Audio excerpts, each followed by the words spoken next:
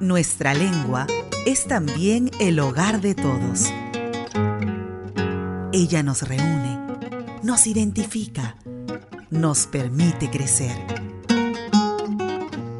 Bienvenidos a su programa Palabra del Perú, un espacio de la Academia Peruana de la Lengua.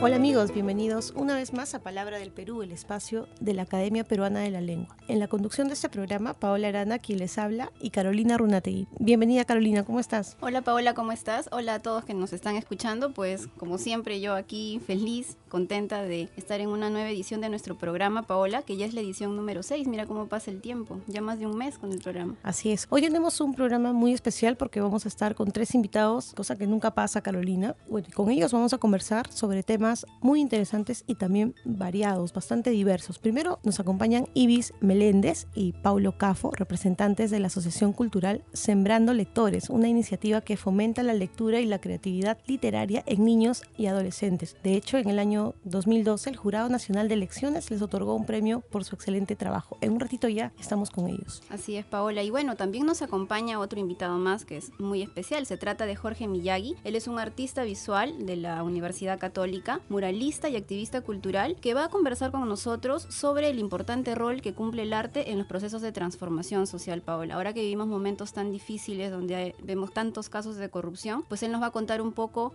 qué rol puede jugar el arte en una situación como esta. Jorge ha sido profesor invitado en la Universidad de Washington en Seattle y es parte del Museo Itinerante Arte por la Memoria, que ha sido premiado por el equipo peruano de antropología forense, EPAF, por su destacada labor en la preservación de la memoria en nuestro país. Excelente, súper invitados. Me parece que nunca hemos tenido un artista visual antes en el programa, Carolina, es la primera vez. En toda la historia del programa, desde el 2010, pues nunca lo hemos tenido. Bien, entonces lo estamos esperando ya. Ya están con nosotros Ibis Meléndez y Paulo Cafo de la Asociación Cultural Sembrando Lectores, una iniciativa cultural, como dijimos, que fomenta la lectura y la creatividad literaria. Chicos, bienvenidos, ¿cómo están? Les damos la más cordial de las bienvenidas. Cuéntenos cómo nace el proyecto de Sembrando Lectores y qué objetivos persiguen. Bienvenidos. Buenas tardes, chicas. Gracias por la oportunidad de darnos una ventana y poder evidenciar realmente la labor tan importante que es con los niños y adolescentes a través de la lectura, ¿no? Que es una herramienta muy poderosa para poder también cambiar el mundo y explorar la creatividad, el pensamiento y juicio crítico que es con Sembrando Lectores. Sí, muchas gracias por la invitación.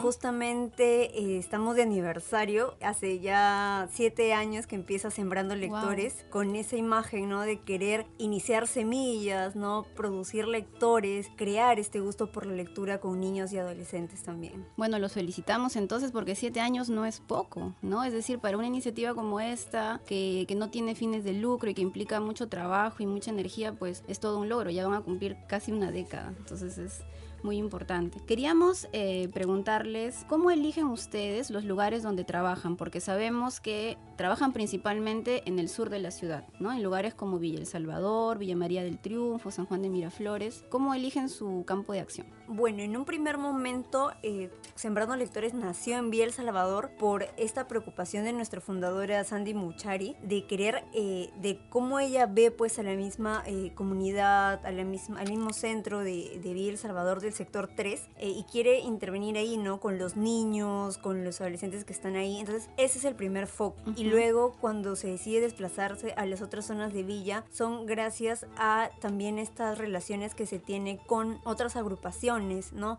También el local comunal de Villa María del Triunfo nos prestó el lugar y por eso pudimos llegar hacia allí. E igual cuando pasó en San Juan de Miraflores, que fue sobre todo en Pamplona, ¿no? Y una oportunidad también, uno de los miembros de Sembrando Lectores nos hizo llegar a El Agustino, ¿no? Entonces también muchos de estos lugares dependen de las mismas iniciativas de los integrantes por querer llevar a Sembrando Lectores o descentralizarlo también de la misma Lima, ver otros focos. Sí, bueno, no solo trabajamos, principalmente trabajamos en Lima Sur, que es una zona muy vulnerable, como bien dijo Ibis. Sandy Muchari, que es la presidenta, ella radica y vive en Villa El Salvador, y es ahí por el contacto que se inicia con la Junta Vecinales, que es muy importante este anexo. Hemos ido también ahora, este año y años anteriores, hemos ido a la selva, a Marianquiari, a Junín, donde hemos llevado también estos talleres a los niños, implementando una biblioteca comunal, ¿no? Porque en Sembrando Lectores también hemos recibido muchos donativos de libros, de útiles escolares en sí, con el fin de armar o llevar todas estas necesidades que tienen otros pueblos, que no hay prácticamente bibliotecas comunales donde van niños leer, tener actividades de recreación, que también es la lectura, ¿no? Oh, pero esa es una gran labor, ¿no? La que están haciendo. Por eso realmente. decía yo que 7 años trabajando en esto, pues es algo muy loable, en verdad. Ahora, chicos. justamente por esto, sabemos que el Jurado Nacional de Elecciones los premió en el año 2012 en la categoría Mejores Prácticas Ciudadanas de Jóvenes. Cuéntenos cómo fue esta experiencia y a partir de ahí, cómo es que ha cambiado su labor. Ese premio fue muy importante.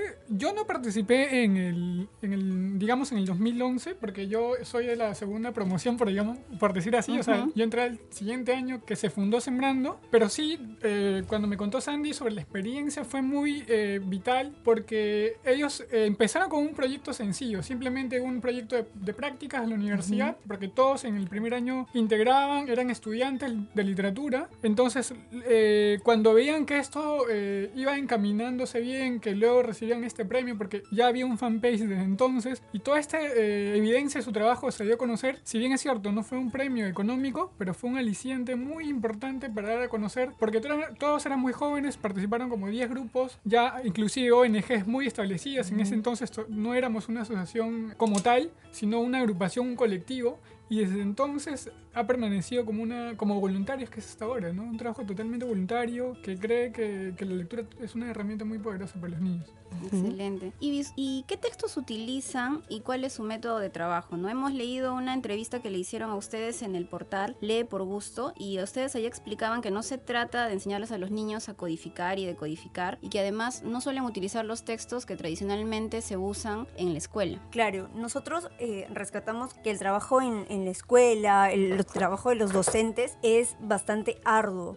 Sin embargo, con el tema de la lectura, reconocemos que hay un déficit en la escuela. Entonces buscamos que Sembrando Lectores sea ese espacio en el que tal vez se transgreda un poco y se busquen nuevos textos, nuevos elementos que ellos no hayan visto anteriormente. Por eso, en el trabajo con los textos, nosotros mismos, los voluntarios, vamos planteando según los intereses, según también cómo vemos las reacciones de los niños, ¿no? Muchas veces ya con la experiencia misma hemos visto qué temas les son más interesantes a los niños que otros, pero siempre buscando autores que tal vez no se trabajan mucho en el colegio, ¿no? Vemos ya cuentos más fantásticos, hemos visto a Isaac Asimov en cuanto, por ejemplo, estas imágenes tecnológicas para que los niños se den cuenta. Claro, por ejemplo, yo no leía Asimov en el colegio, ¿no? Y qué privilegio que estos chicos puedan hacerlo con ustedes. Claro, nosotros tratamos de buscar estos textos y muchas veces le sacamos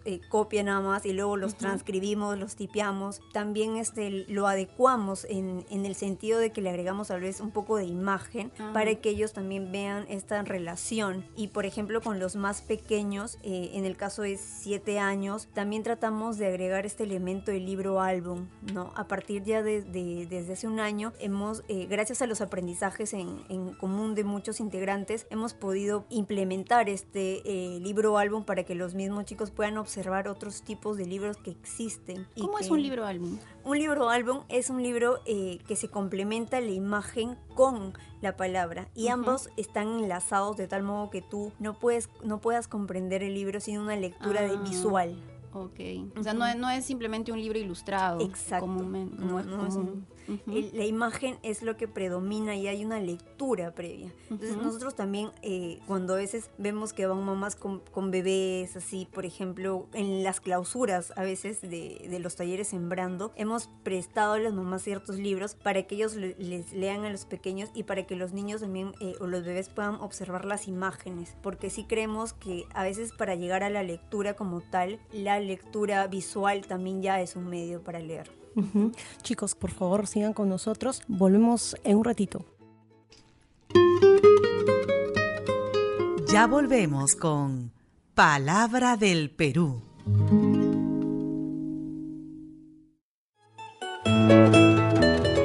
Encuéntranos en Facebook como Palabra del Perú. Y recuerda que puedes comunicarte con nosotros al 428-2884 o escribirnos al correo academiaperuanadelalengua.apl@gmail.com.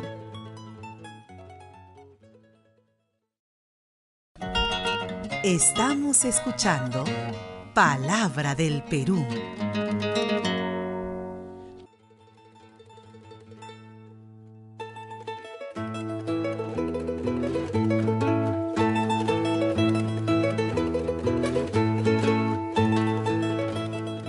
Con nuestros invitados Ivy Meléndez y Paulo Cafo, representantes de la Asociación Cultural Sembrando Lectores, una iniciativa cultural que fomenta la lectura y la creatividad literaria en niños y adolescentes. Y bueno, estábamos conversando con Paulo y con Ibis sobre los orígenes de su asociación cultural de Sembrando Lectores, y habíamos visto pues que se trata de una iniciativa que era inicialmente universitaria, ¿no? Un conjunto de estudiantes entusiastas con ganas de ayudar, ¿no? De transformar la sociedad a partir de la lectura en los niños. Y bueno, queríamos preguntarles algo que siempre ha sido una curiosidad para mí y también para Paola. Estábamos conversando. ¿De dónde nace esta sensación de aburrimiento, ¿no? Que generalmente los niños tienen con relación a los textos? Y no sé si ese ha sido también un problema para ustedes en esta labor. Sí, el aburrimiento siempre lo hemos tenido, creo que todos, ¿no? Desde que somos niños, desde que estamos en el colegio y vamos al colegio y nos obligan a leer. Creo que es un error fatal que te obliguen a algo, ¿no? De manera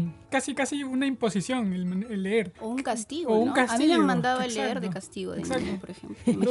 O sino que te presenten de frente una obra gigantesca con El la que Quijote.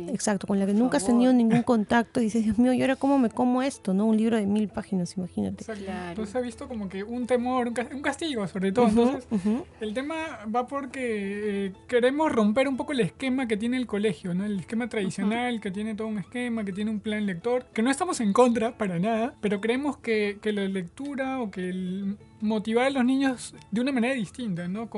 Siempre con un juego recreativo, con dinámicas, con otras herramientas culturales, como hemos hecho teatro, hemos hecho títeres. Entonces, hay maneras de abordar la lectura que a los niños les parece interesante. También planteamos el tema de la creatividad. Entonces, para comenzar, siempre los integrantes, o siempre que yo que hemos tratado de ser parte de ese grupo, tratamos de transmitir, o sea, que nosotros demos el ejemplo de iniciar en la lectura, ¿no? Si vamos a estar en un grupo donde creemos que la lectura es poderosa, tenemos que empezar por nosotros creyendo que la lectura es así. Y estamos leyendo constantemente o también capacitándonos como otros compañeros fueron a talleres, ¿no? Entonces es un poco retroalimentar y aprender, porque realmente los niños te enseñan mucho. Más que uno que le puede enseñar, ¿no? También. El que enseña aprende, ¿no? ¿Qué piensan ustedes de esos centros en los que se ofrece leer muchas palabras por minuto, ¿no? Por ejemplo, la clásica publicidad. Lee 50 palabras por minuto. ¿Realmente esa técnica, puedo decirlo, sirve? ¿Es adecuada, creen ustedes? ¿Realmente fomenta la comprensión de la lectura? Bueno, tal vez, yo recuerdo una vez que una amiga me llevó justo en la Feria del Libro, en un stand que promovían esto. Porque ella buscaba, ¿no?, esta imagen, porque decía que no comprendía mucho, que nunca le había gustado tanto la lectura y menos en el colegio. Entonces buscaba esta herramienta para comprender. Y recuerdo que nos hicieron un test a ambas, a mi amiga y a mí. Y, por ejemplo, ella, a pesar de que, o sea, supuestamente según el tiempo o algo así, había respondido varias incorrectas, entre comillas. Y yo me acuerdo que me equivoqué en una que era de fechas, porque soy pésima para eso. Y la señorita nos decía, ya ves, ahora tú vas a poder aumentar tu capacidad intelectual, tu capacidad de esto, ¿no? Y yo me ponía a pensar, bueno, pero ¿hasta qué punto de verdad aprender a leer rápido o comprender tanto te hace de verdad tener un gusto por la lectura, ¿no? Claro. Por lo general, a mi parecer, realmente yo creo que estos programas para leer más rápido son cuestiones que no le hace a uno disfrutar verdaderamente la lectura, sino es más preocupado por el tiempo, sí, ¿no? por el tiempo o por simplemente entender y aprobar, ¿no? Entender, aprobar, entender, decir lo que sería correcto en un común acuerdo, ¿no? Pero la lectura no debería ser así, no debería ser sistemática, cerrada, sino que cada lector tiene un proceso, cada lector tiene que tomarse su tiempo. Hay personas que leen un párrafo, lo vuelven a leer y de repente encuentran más cosas. Es un ritmo propio el que va uno y va descubriendo también el mismo disfrute, ¿no? Yo creo que sí, leer rápido, leer cuestiones así sí le hacen perder a uno la esencia que busca tal vez un libro, un cuento, una novela, ¿no? ¿Qué piensas tú, Paulo? He leído hasta el tema y ahí era gracioso porque te decían, en un minuto tienes que leer 250 palabras, que es lo promedio a nivel, digamos, como un estándar. Y luego estas instituciones que te dicen técnicas de lectura rápida, te dicen que en un minuto puedes duplicar hasta quintuplicar ese monto, ¿no? O sea, llegando a, no sé, a 1000 palabras, a 1500 palabras. Entonces, Pero ¿cuál es la utilidad de eso, no? yo creo que, y lo que enfatizan este tipo de estudios es que, bueno, te ayuda a la concentración, lees más rápido, pero yo voy al punto, pero hasta dónde o qué nivel de lector se está buscando, ¿no? Porque yo no creo que eso funcione quizás en un lector que se está iniciando, ¿no? Entonces, particularmente pienso que depende, o sea, no estoy ya en contra tampoco de ese tipo de lecturas rápidas, pero digamos que para nuestros objetivos, para nuestro objetivo como Sembrando Lectores no buscamos eso, buscamos, como bien mencionó Ibis, que disfruten la lectura pero que también comprendan, ¿no? Porque otro de nuestros objetivos o parte de nuestro objetivo es que el niño se ejercite en su pensamiento y juicio crítico, ¿no? Entonces, ¿de qué le sirve no comprender y no saber lo que lee si luego en la sociedad vulnerable que tiene no poder comprender por qué está así? Entonces, la lectura también te da un sentido de posibilidad y decir, yo puedo cambiar mi entorno porque tengo más herramientas y tengo más posibilidades que quizás son ficcionales en un personaje, un Quijote, Moby Dick, no sé. Entonces, la lectura te da otro tipo de herramientas que te hacen más sensible también a la humanidad y que quizás esta rapidez, como bien mencionó, no te va a permitir acentuarla, ¿no? En una lectura. Bueno, yo debo decir a título personal que sí estoy en contra de ese tipo de método, porque yo recuerdo de niña haber leído, por ejemplo, un texto, o sea, cuando la profesora me mandaba a leer, y he leído como una lora, ¿no? Pero estaba más preocupada por pronunciar bien, y en voz alta como ella me pedía, pero no estaba entendiendo nada de lo que decía el texto, ¿no? Y si luego me preguntaban qué cosa fue lo que leíste, pues no podía. ¿Por qué? Porque son habilidades diferentes, ¿no? Exacto. Codificar y decodificar y comprender, pues no es lo mismo, ¿no? O por ejemplo, que te aprendas de memoria. Bueno, yo recuerdo también, y lo veo ahora con mis sobrinos que son pequeñas, que se aprenden de memoria los cuentos, ¿no? Pequeñas fábulas y solo eso, pero cuando les preguntas, y bueno, te lo recitan y claro, es un logro. Porque bueno, es una niñita de 5 años, ¿cómo puede hablar tanto, no? Y aprenderlo, pero si le preguntas, ¿realmente lo estás entendiendo? Muy probablemente no lo entienda, ¿no? Entonces simplemente es la repetición de las palabras, pero ¿dónde está la inferencia y otros procesos también mucho más importantes y más interesantes, ¿no? Por ejemplo, el de la fábula, cualquier fábula. ¿Y cuál es el mensaje que te deja leer esto, ¿no? Y que lo puede explicar con sus propias palabras. Exactamente. ¿No? Que seguramente eso es lo que ustedes consiguen con Sembrando Lectores. Ahora, cuéntenos cómo seleccionan a los voluntarios que colaboran con Sembrando Lectores y en qué consiste su labor, en qué consiste este voluntariado. Bien, durante todos estos 7 años que vamos a cumplir, todos son voluntarios. Ha sido un trabajo arduo que todos van realizando y que para nosotros ha sido guau, ¿no? Porque primero 7 años no es sencillo y otro que es de full voluntariado, ¿no? O sea, nosotros nos autogestionamos también gracias a donaciones, a campañas, pero entonces cada vez que se lanza una convocatoria para voluntarios, siempre sabemos que hay que respetar mucho a las personas que nos envían sus solicitudes, sus formularios, porque en ese tiempo, incluso ahora, que alguien se disponga a ser voluntario es de verdad algo a felicitar. Claro, que te regale su tiempo y sin cobrar un solo centavo, ¿no? Eso es encomiable. Sí, entonces definitivamente. En el caso de Sembrando, nosotros ahora estamos haciendo una convocatoria en la cual,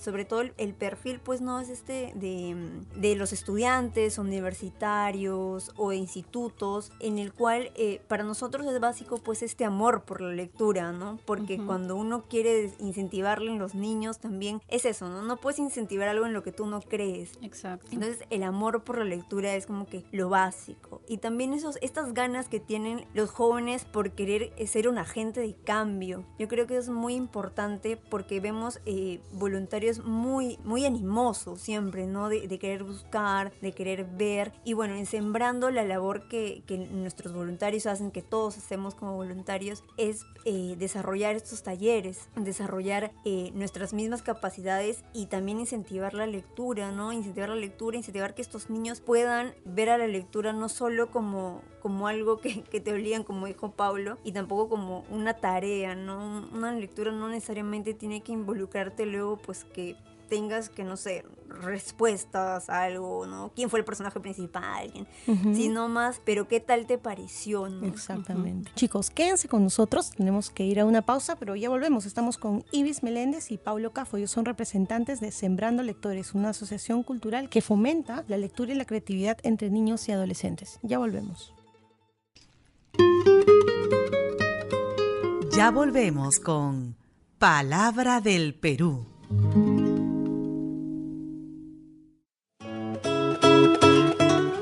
Escúchanos todos los domingos a las 6 de la tarde a través de la página web www.academiaperuanadelalengua.org.pe.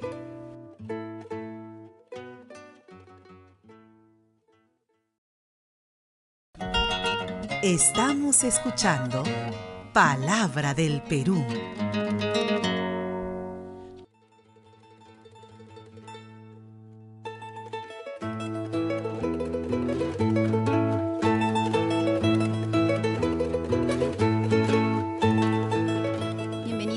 Amigos a Palabra del Perú, el programa de la Academia Peruana de la Lengua, y continuamos nuestra entrevista con Ibis Meléndez y Paulo Cafo. Ellos son dos jóvenes que pertenecen a la Asociación Cultural Sembrando Lectores, que es una excelente iniciativa cultural que fomenta la lectura y la creatividad literaria en niños y adolescentes peruanos. Y bueno, ya están por cumplir 7 años, ¿no? Y es una labor realmente loable. Y bueno, chicos, queríamos preguntarles a propósito de todo esto que nos están comentando, ¿no? Su experiencia con esta asociación cultural, ¿cómo es trabajar con niños? Porque, por ejemplo, Paola y yo somos profesoras universitarias. Yo al menos nunca he tenido experiencias trabajando con niños, siempre he trabajado con adolescentes y con gente mayor incluso, y imaginamos que se debe tener algún tipo de don, ¿no? De empatía especial para trabajar con niños tan pequeños, ¿no? Pero hay también una cosa importante, Carolina, en relación a esta pregunta, y es que muchas veces la gente, bueno, he escuchado este tipo de comentarios, no sé si a ustedes también les ha pasado, no digas eso, porque ¿qué van a decir los niños? No te refieras a este tema que es tabú, tan, digamos. Exacto, ¿no? Los niños no deben oír esto, pero... O los niños no entienden, exacto, pero ciertos temas. En realidad yo creo que los subestimamos mucho, porque los niños son como una esponja, tienen toda la capacidad de comprender, ¿no? De comprender y también de criticar, de decir si algo está bien o está mal y formar su propia opinión. ¿Ustedes qué opinan al respecto? Bueno, no creo que se tenga o necesite algún don especial, pero sí las ganas, como partimos, estas ganas de querer compartir lo que tú crees, o en este caso la lectura, ¿no? El amor por la lectura. Entonces, los niños se van, de alguna manera te van contagiando esa energía. Una palabra que me preguntabas, podría responder que es una revolución lo que te causan. O sea, porque, claro, vienen con toda la energía, vienen con mucha expectativa sobre el taller. Entonces, trabajar con niños es quizás una experiencia, una de las más bonitas que particularmente he tenido en mi vida. Antes trabajé como catequista, entonces ya tenía una experiencia previa particularmente, entonces eso ya me daba una idea de cómo era trabajar con niños, pero y mi gusto era más que yo siempre con la lectura quería un grupo así, pero ya pertenecía a varios grupos, pero trabajar con niños es lo más normal en realidad. Claro. Y lo que decías, Paola, es muy interesante porque, claro, si tú le limitas al niño, si tú le pones prejuicios, estás llevando tu conducta adulta hacia ellos, ¿no? Y es todo lo contrario. En realidad, los niños son tienen mucha aprensión, tienen mucha capacidad de querer saber nuevas cosas, o si no saben algo te preguntan y te dejan en jaque muchas veces, y eres tú el que no sabes qué es lo que le vas a responder. Claro. Entonces los niños sí tienen mucha predisposición para los talleres, más bien, como dije, son los que ellos te enseñan más, porque claro, otro de los objetivos que tienes Sembrando es desarrollar la capacidad de liderazgo en los adolescentes, ¿no? O en los talleristas mismos, en los jóvenes, porque ahí vas a descubrir si realmente tienes un buen desenvolvimiento, puedes coordinar, qué tanto tu temperamento vas a poder controlarlo a algunos niños que te sacan de quicio realmente. Entonces, a eso me refería yo con el tema del don, ¿no? Entonces, a eso. Los niños sí tienen mucha energía y hay que saber canalizarla a través de estas herramientas, ¿no? Ellos siempre buscan de manera lúdica algún juego, estar jugando, entonces se va por ese camino y tratar de comprender a través de una lectura, que la lectura tiene valores, tiene mensajes fuertes, que ellos es importante que lo entiendan, pero que también lo interioricen, ¿no?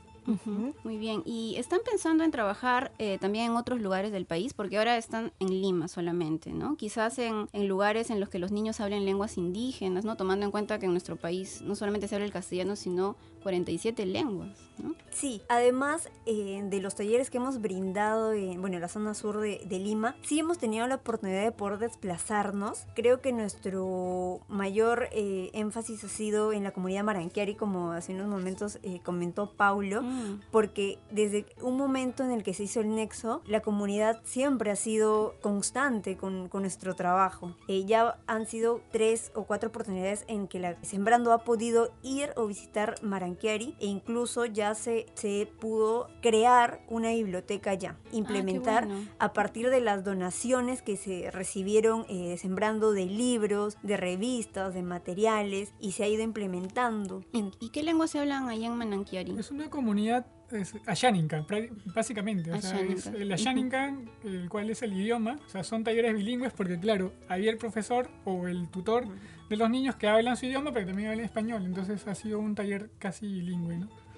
Sí, e incluso recuerdo que Catherine, una de las talleristas, me comentó que cuando ella fue en la segunda oportunidad que fueron a dictar talleres, justo había allí, recuerdo que un visitante o un miembro de la comunidad, no estoy muy segura, que era parte o se incluyó como parte de los talleres, y él sí pudo, Katy estaba fascinada porque me comentaba que él pudo narrarles en su propia lengua a los niños. Entonces sí se ha visto, ¿no? Es algo que nosotros quisiéramos también ver, ¿no? También este límite, que la lengua no sea un límite también para poder comunicarnos con ellos. Y también este año en verano podemos ir a Cusco, a la comunidad de Yuncaipata. Pero, por ejemplo, allí sí hemos visto más distancia, porque sí, por ejemplo, en Maranquiari, ellos todavía tienen más en común su lengua que en Cusco. En Yuncaipata sí hemos visto que hay una escuelita allí, por ejemplo, pero todavía el quechua sentimos que los más grandes los hablan y los pequeños como que ahí están algunos que sí los hablan y se burlan, ¿no? De si no les he entendido en el quechua, y otros como que ya no lo están hablando porque se está perdiendo, porque las mismas familias ya no quieren, ¿no? Bueno, ese problema que siempre comentamos aquí, ¿no, Paola?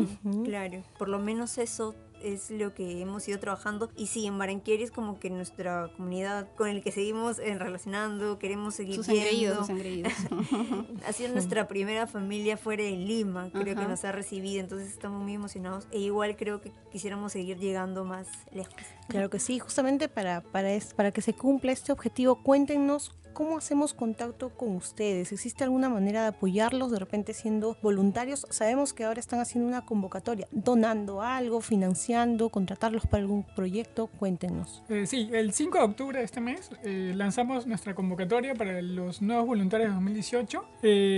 Estamos lanzando una convocatoria para los nuevos integrantes, para que, como dijo, no específicamente institutos, universidades. ¿Por qué? Porque son jóvenes que tienen más tiempo. Hemos tenido problemas que, claro, anteriormente tienen toda la voluntad, pero trabajan o tienen familias, porque definitivamente no hemos puesto ni un límite de edad para que se integren, y somos multidisciplinarios, no solo son personas de literatura o de letras, sino también de ingeniería, psicología, sociología, etc. Entonces, bueno. Pero este convocatorio específicamente estamos haciendo a jóvenes que todavía son estudiantes porque tienen toda la disponibilidad, ¿no? Entonces, los invitamos para que nos puedan seguir en nuestro fanpage, Sembrando Lectores Cosechando un Mundo Mejor.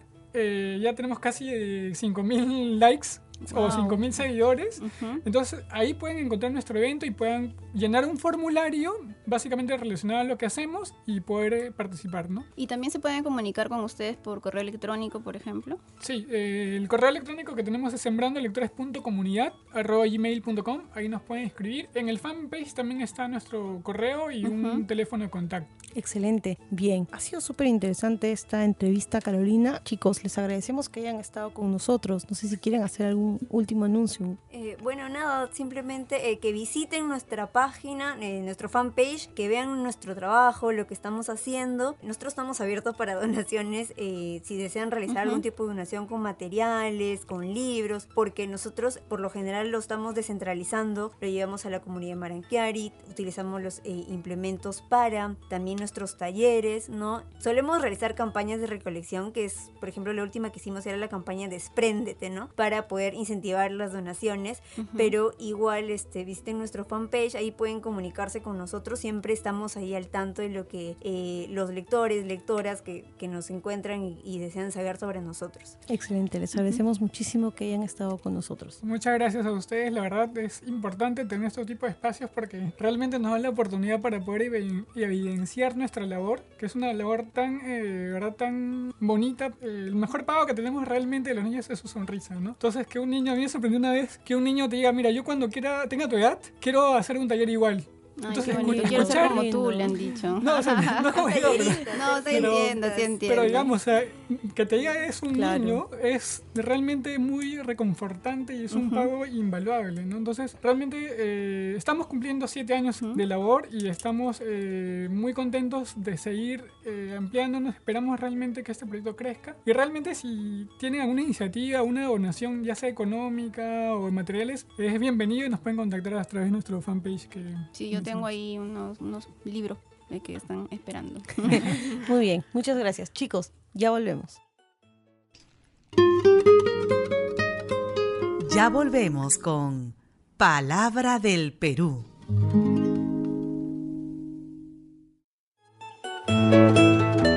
Encuéntranos en Facebook como Palabra del Perú.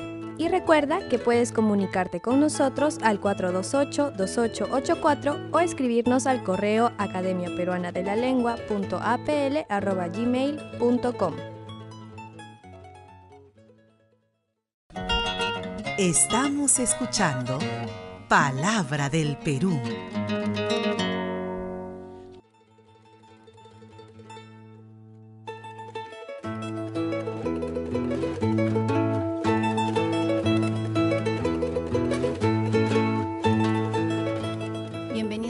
Amigos, a Palabra del Perú, el programa de la Academia Peruana de la Lengua, y tal como lo habíamos anunciado, está aquí con nosotros Jorge Miyagi. Él es un importante artista visual de la Universidad Católica, muralista y activista cultural, que va a conversar con nosotros sobre el importante rol que cumple el arte en los procesos de transformación social. Ahora, en estos tiempos, Paola, en la que estamos viviendo una terrible situación de corrupción.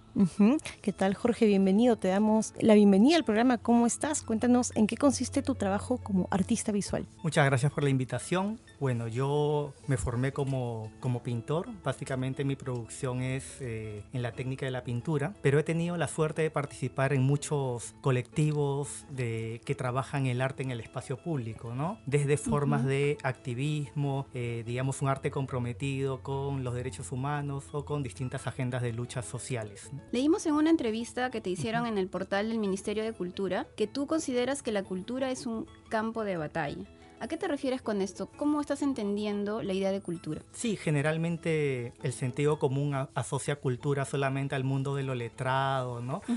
O a los libros, ¿no? A las bibliotecas, a los museos, las a cosas así muy universidades. serias, ¿no? Muy serias, claro. Pero si uno busca definiciones más amplias, más holísticas de la cultura, sabe que la cultura también tiene que ver con los modos de vida, con los sistemas de valores, con la forma como percibimos el mundo, ¿no? Cómo producimos en el mundo, y entonces, entendiéndolo así la cultura, los grandes problemas de nuestra sociedad, por ejemplo, ¿no? El machismo, la homofobia, el eurocentrismo, la corrupción, son problemas culturales, ¿no? Entonces, en realidad, lo que hay que señalar es que lo cultural es la principal plataforma para un proyecto de transformación social. Si no cambiamos las maneras como nos relacionamos entre nosotros, cómo miramos el mundo, el sistema de valores con lo que miramos la publicidad, la televisión, en realidad los cambios pueden ser solamente superficiales. El problema es cuando llegamos a normalizar ciertas formas de dominación cultural, ¿no? Entonces consideramos normal personajes como la paisana Jacinta o el negro Mama. Exactamente. Entonces nos podemos reír o no nos parece tan escandaloso que se refuercen en nuestra televisión se refugian en la estereotipos idea negativos. de que es humor solamente, ¿no? Creo que es humor o que son personajes de ficción, cuando lo que en realidad están haciendo estos personajes este actor es reforzar estereotipos negativos sobre la mujer andina o sobre el peruano afrodescendiente. Igual, ¿no? A mucha gente le parece normal que a muchas mujeres en la televisión se les haga dar una vueltita, ¿no? Exacto. Como pollo a la brasa que son, ¿no? Sí. Entonces como ha sido normalizado, la gente no se escandaliza, pero la idea es poner el punto o el señalamiento en estos puntos para decir que esto no es normal, ¿no? Que son formas de dominación. Claro, dicen, esas mujeres están ahí porque quieren, ¿no es cierto? Claro. Ya no se están quejando, ¿cuál sería el problema? Pero en realidad se trata de que todos estamos metidos en este aparato, que en este caso sería pues el machismo, ¿no? El patriarcado. Sí, y además porque creo yo, todos hemos sido socializados así, viendo estos programas, creciendo en nuestros barrios, etcétera, ¿no? Entonces es bien difícil que uno diga yo estoy libre, ¿no? De haber interiorizado estas formas de dominación, pero siempre hay que estar dispuestos pues a ser mejores personas y de construir estos sentidos comunes que nos han ido metiendo. Es decir, así como la cultura nos produce, nosotros también producimos cultura, ¿no? La podemos transformar. Claro, y justamente te queríamos preguntar sobre eso. Desde el artista que eres, ¿qué papel crees tú que juega el arte en esta lucha por la transformación social, ¿no? Porque muchos podemos pensar de que pintar un mural, presentar una exposición fotográfica, hacer poesía, música, son cosas que no tienen nada que ver con el impacto social, pero en realidad no es así, ¿no? Se puede hacer siempre desde todo punto, desde toda actividad, siempre hay algo que se puede hacer. Sí, a mí me parece que el arte tiene un potencial de transformación social en distintos aspectos. Uno es en el sentido que como te habla no solo a la cabeza, sino también al corazón, es decir, a tu razón y a la emoción, puede conmoverte y a partir de esa conmoción dinamizar aspectos ideológicos, es decir, hacerte cuestionar la realidad, etcétera, ¿no? Pero también si uno deja de pensar el arte o dejamos de pensar el arte solo como producto, es decir, la canción, el poema, el cuadro, y pensamos en las posibilidades de procesos que puede generar el arte, es decir, qué pasa cuando hacemos un concierto en determinado barrio gratuito, qué pasa cuando hacemos talleres de música para los niños y adolescentes de determinada comunidad, qué pasa cuando hacemos un mural comunitario en tal barrio con tal tema. Yo creo que pensando el arte así como procesos, también se abren miles de posibilidades transformativas, ¿no? Lo que se llama ahora arte comunitario, que son estas prácticas artísticas en los barrios, con las comunidades, de alguna manera es un reflejo de estas apuestas, por una razón muy sencilla, ¿no? El arte así, en sus procesos, te permite, digamos, articular agendas de lucha, ¿no? Es decir, cuando se ha realizado un mural para la marcha Ni Una Menos, ¿no? Con activistas, es un ejemplo de cómo se puede articular distintas agendas de lucha, ¿no? Todo el trabajo de un colectivo al que pertenezco, como el Museo Itinerante Arte por la Memoria, es un ejemplo de cómo se puede articular el arte con la agenda del movimiento de derechos humanos, etcétera, ¿no? A mí me parece muy útil también diferenciar lo político de la política, ¿no? Que es algo que plantea Chantal Mouffe, porque digamos, si lo político es de alguna manera todas las relaciones sociales de poder que hay en la sociedad, no existe arte apolítico, pues, ¿no? Es decir, si yo decido pintar pajaritos, flores, autorretratos, todo es válido, ¿no? Pero es un posicionamiento frente a las relaciones de poder, ¿no? De dominación, de subordinación que hay en el mundo. Es decir, no existe arte apolítico, todo arte es político, pero no todo arte incide en las relaciones de dominación, ¿no? Criticándolas, etcétera. Y también no todo arte incide en lo que llamamos la política, ¿no? Es decir, esta disputa por las instituciones, por los cargos de representación, etcétera, ¿no? Se trata entonces de orientar este potencial político que el arte ya tiene de por sí, ¿no es cierto? Sí, yo creo que desplegar esa potencialidad, ¿no? Y aprovechar a la gente, ¿no? Yo sí he tenido la oportunidad varias veces de participar en muralizaciones. Yo no soy artista, ¿no? Como ustedes saben, yo soy lingüista. Sin embargo, se crea una mística muy importante, ¿no es cierto? Y una hermandad, ¿no? Entre la gente que está participando ahí. Y ese es el espacio donde se pueden generar también ideas, ¿no es cierto? Que puedan estar orientadas a la transformación, como estabas comentando, ¿no? Ahora, todo esto está muy bien, sí, pero también hay que comentar que hay un lado oscuro del arte, ¿no es cierto? Es decir, a pesar de su contribución a las luchas sociales, muchas veces el arte ha sido utilizado como una herramienta de discriminación, ¿no? Como un símbolo de clase, de estatus, que genera jerarquías. ¿Cómo se puede hacer frente a esto? Tal vez habría que pensar el arte no solo a nivel de sus productos, es decir, el poema, el cuadro, la canción, sino los procesos de distribución y consumo, ¿no? El arte no es solo el producto, sino los sistemas de distribución y consumo. Es decir, la música no llega pues por la ventana a nuestros oídos, sino a través de toda una industria fonográfica, musical, ahora redes sociales, etcétera. Igual las artes visuales no se aparecen por obra de magia ante nuestros ojos, sino a través de galerías, museos, etcétera. Y sí hay distintas dinámicas. Una puede ser esa que señalas, ¿no? Que Bourdieu llamaba la distinción, es decir, el tema de cómo el arte puede ser un signo de distinción social. Yo siempre contaba una anécdota que me contó un amigo, miembro de la Brigada Muralista, que cuando fue a recoger unos cuadros que había dejado en una galería, bajó con el taxista para que le ayude a cargar los cuadros y vieron un cuadro en la pared de $14,000, ¿no? Oh, wow. Y el taxista se sorprendió porque era un cuadro de expresionismo abstracto, es decir, lo que alguien que no ha accedido un poco a la historia del arte contemporáneo occidental dice, oh, eso lo puedo pintar yo borracho, no te manchas, ¿no? Entonces el taxista... Eso digo yo también, ¿no? De verdad. Una línea, un punto ahí. Claro, sí, ¿no? Unos gestos así. Y entonces el amigo taxista le dijo a mi amigo, oye gordo, ¿has visto 140 soles eso? ¿Cómo va a ser, no? Y entonces mi amigo le dice, ¿cómo que 140 soles? 14,000. ¿14,000 soles? 14,000 soles, no, $14,000, ¿no? Wow. Dios mío. Claro, entonces el taxista se sorprendió mucho, dice que se acercó a ver bien el cuadro y después de reflexionar le dijo, oye gordo, algo debe tener, ¿no? Algo debe tener, le dijo. Entonces para mí es un ejemplo de cómo, por ejemplo, ¿no? Este taxista ha interiorizado la idea de que algo debe tener ese cuadro. Solo por el valor que ya le da. Por el valor del precio, que él es incapaz de comprender, porque, no sé, pues, algo debe tener que él no comprende. Y yo digo que si no lo ha tocado, ¿qué valor puede tener realmente? Pero la pregunta obra, es, ¿no? ¿de qué depende que yo entienda una obra así de expresionismo abstracto, ¿no? Depende de el acceso a un conocimiento específico que es la historia del arte occidental. Y eso es un privilegio de clase, ¿no? No todos hemos llevado cursos de historia del arte. Es así como el arte se puede volver un signo de distinción social. Ahora, Jorge, te pedimos por favor que te quedes con nosotros para continuar esta súper entrevista en el siguiente bloque. Ya volvemos. Ya volvemos con Palabra del Perú.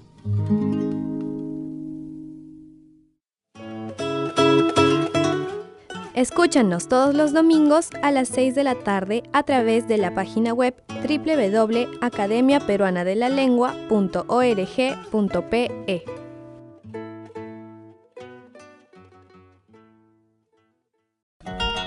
Estamos escuchando Palabra del Perú.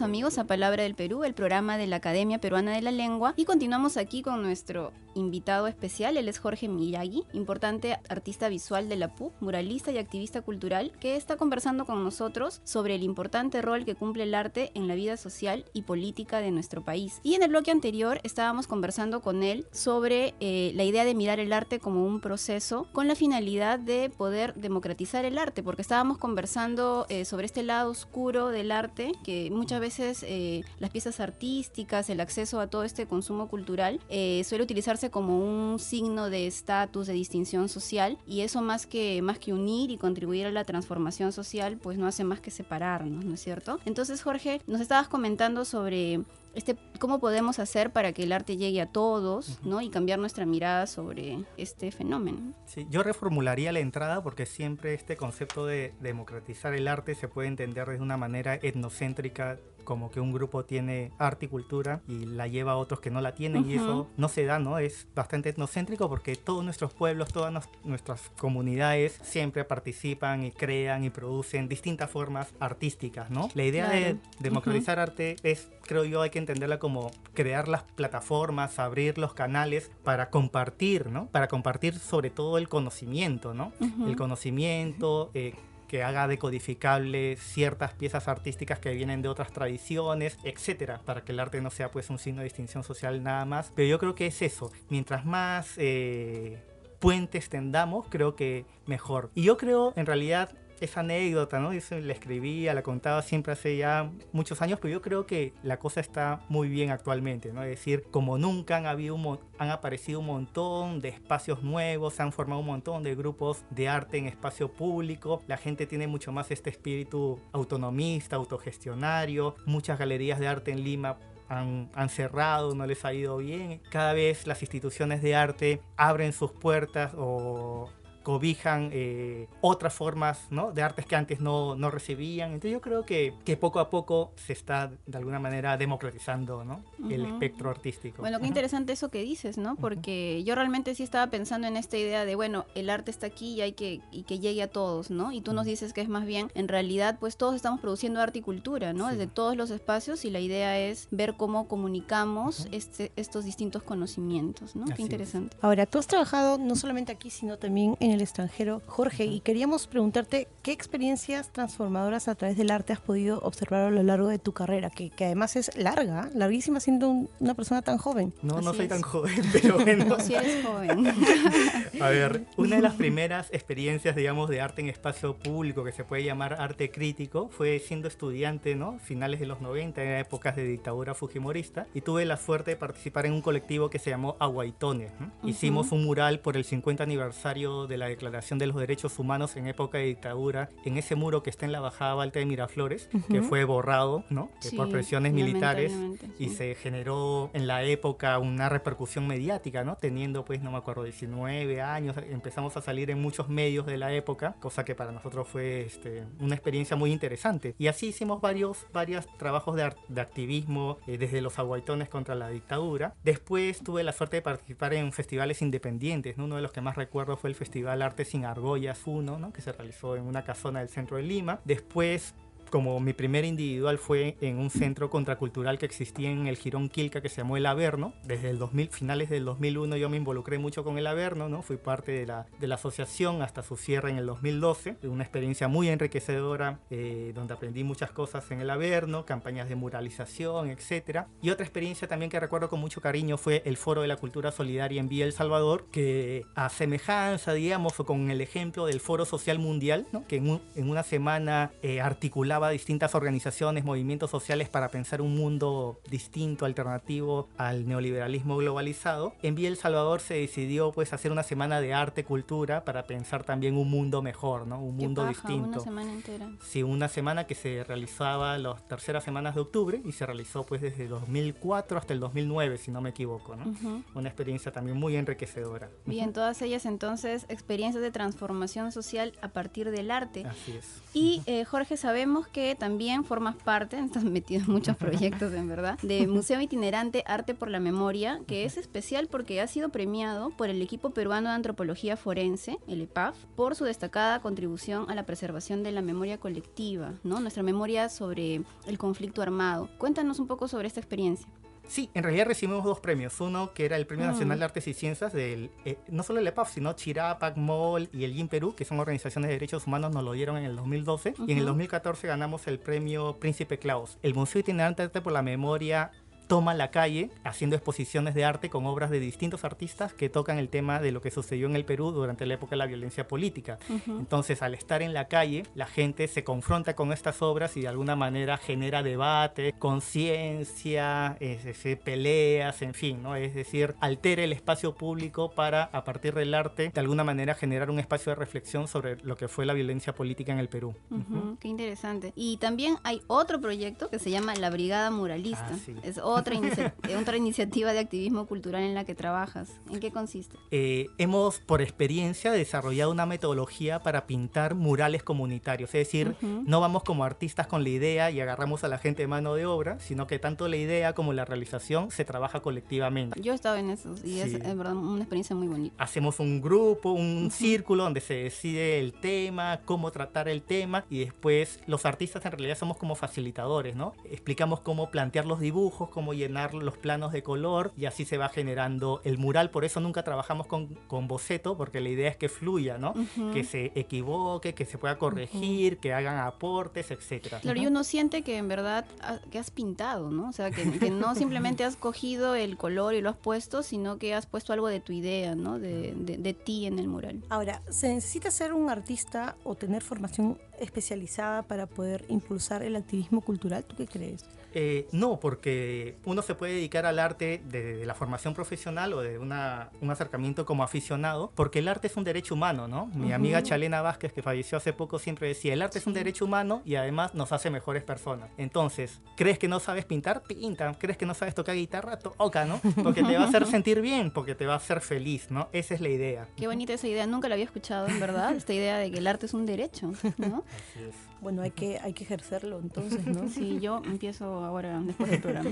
Ahora, cuéntanos cómo nació tu amor por el arte, cómo llegaste a vincularlo con la política, con el activismo. Bueno, cuando yo empecé, yo quería ser dibujante de historietas y vi un libro de Van Gogh y me emocionó mucho. Me emocionó mucho, dije, no, ya no quiero ser historietista, quiero ser pintor, pero siempre pensaba que iba a hacer arte para sacar mis demonios. Lo tenías en las venas, Sí, digamos, ¿no? y que la política era algo separado, ¿no? Y todo este proceso que he contado ahora es cómo se desdibujan los límites entre el arte, la vida, la política y la ética, ¿no? Sí. Ahora, bueno, parte interesante de tu obra ya personal, porque hemos estado conversando un poco sobre tus trabajos colectivos, ¿no? Sabemos que utilizas mucho referentes de la cultura popular y que además sueles combinar figuras de manera muy muy sugerente, ¿no? Yo estuve revisando obras tuyas en la red y, por ejemplo, tienes una en la que es una especie de afiche, ahora tú me dirás si es exactamente un afiche, en la que está José Carlos Mariátegui y Pikachu, ¿no? Entonces, por ejemplo, ¿cómo se entiende eso? Esa es una obra un poco antigua, pero del 2002, pero básicamente porque una de las ideas que más me motiva de Mariátegui es la idea de la necesidad del mito movilizador, ¿no? Es decir, las personas se movilizan no tanto por la ciencia, sino por la fe, por ese espíritu, ¿no? Ese fuego interno que te quema y esa fe de que vamos a poder transformar las cosas. Entonces está Pikachu mirando el retrato de Mariátegui con la frase Waiting for a New Star, esperando la nueva estrella, ¿no? Esperando el nuevo mito movilizador. Ahora, ¿tú crees que Lima es un buen lugar para ser artista? ¿Te has sentido siempre apoyado? ¿La gente no se escandaliza de repente cuando ve tus obras? ¿Tú qué piensas? Sí, pero todo lo positivo y lo negativo es enriquecedor y yo creo que cualquier ciudad del mundo es bueno para hacer arte porque depende de justamente tu fuego interno, de tus apuestas vitales, ¿no? Si no hay las condiciones, uno tiene que luchar por creárselas, ¿no? Entonces, sí, para mí Lima es una ciudad muy buena para hacer arte. Bueno, y de hecho sí, ¿no? Te ha ido bastante bien, Jorge, porque hace relativamente poco has presentado exposiciones importantes como por ejemplo el Tinku y Cósmico en la Galería Himna de Miraflores y la muestra antológica en la Facultad de Arte y Diseño de la PUC, así que sí estamos encontrando espacios para la difusión del arte. Ahora, ¿en qué proyectos te encuentras? ¿En qué estás trabajando? Sí, esas dos exposiciones se realizaron este año. La primera tuvo como tema un acercamiento a las cosmovisiones de los pueblos originarios y la segunda fue parte de mi proceso de licenciatura, ¿no? Actualmente sigo trabajando en la Brigada Muralista y el Museo Itinerante Arte por la Memoria. Pueden encontrar mucha información en la red poniendo Brigada Muralista y Museo Itinerante Arte por la Memoria en Google. Y también pueden conocer más de mi trabajo porque voy a volver a pintar pronto en mi página web que es jorgemillay.com. Tengo un blog también, jorgemillay.blogspot.com y estoy en las redes sociales, ¿no? En Facebook y Twitter y estoy aprendiendo a usar Instagram, así que también me pueden buscar por ahí. Ahora te seguimos. Perfecto. Sí. Ahora le damos like a tu página. Sí. Jorge, te agradecemos muchísimo que hayas estado con nosotros en este programa y además la gente te va a conocer mucho más, ¿no? Esperamos tenerte nuevamente más adelante. Muchísimas gracias por haber venido. Muchas gracias a ustedes. Chao, cuídense. Bien. Nos escuchamos. Chao, hasta el próximo domingo.